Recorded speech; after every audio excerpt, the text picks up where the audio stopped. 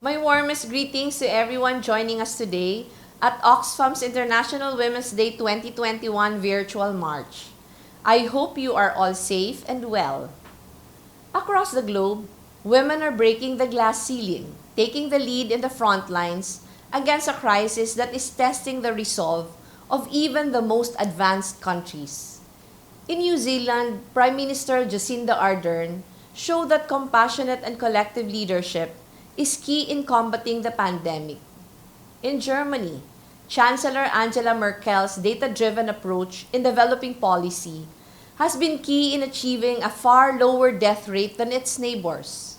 And in Taiwan, we see the dignified resilience of President Tsai Ing-wen as she leads one of the most successful efforts in the world controlling the spread of COVID-19 without putting the nation in full lockdown.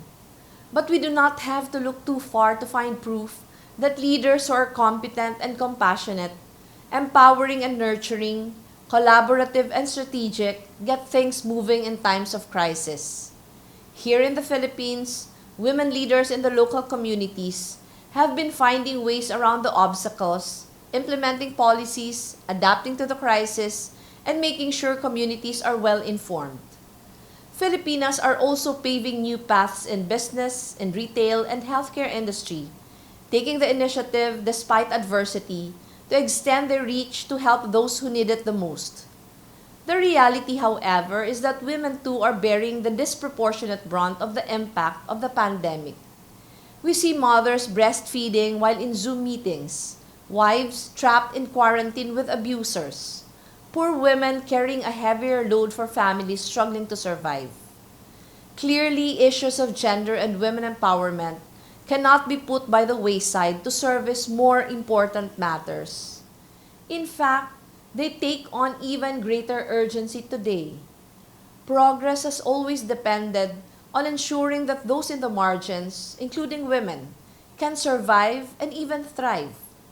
So while the pandemic might have radically changed our context, the task at hand remains even more urgent: to empower the last, the least, and the lost, and harness them into a tide that lifts all boats.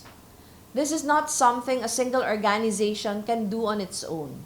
We need as many of us as possible banging against the glass ceiling. More of us need to rise to the moment, to steel ourselves, straighten our backs, and speak in clearer voices. More of us must be let in so they can join the chorus, to assert our rights as women, as mothers, as leaders. That is why it gives me great hope to see that we continue to gather together to do the work in pursuit of this shared vision. At the Office of the Vice President, we have seen firsthand how the public and private sectors can work together to create meaningful change, especially for women. Despite our limited mandate and resources, our office has been able to do so much thanks to the trust and generosity of private individuals and organizations who align with our vision and values. All our efforts, especially during the pandemic, were made possible through partnerships with various private groups, whether it's for helping nanays jumpstart their businesses and reach bigger markets through our workshop for aspiring women entrepreneurs, or for helping micro-entrepreneurs, many of whom are stay-at-home mothers, establish an online presence and harness technology through our Bayanihan Mart at iskaparate.com. While we have taken great strides towards empowering women, the road ahead remains long and we still have so much to do. But today's event is proof that we are not alone, that there are many of us working to build a truly better normal, one that is more inclusive, that is truly equitable, that truly empowers women. With people like you, I have faith that this better normal is close at hand. Happy Women's Day! Thank you, Oxfam, and we look forward to strengthening our partnership with you even further. Maraming salamat, mabuhay kayong lahat.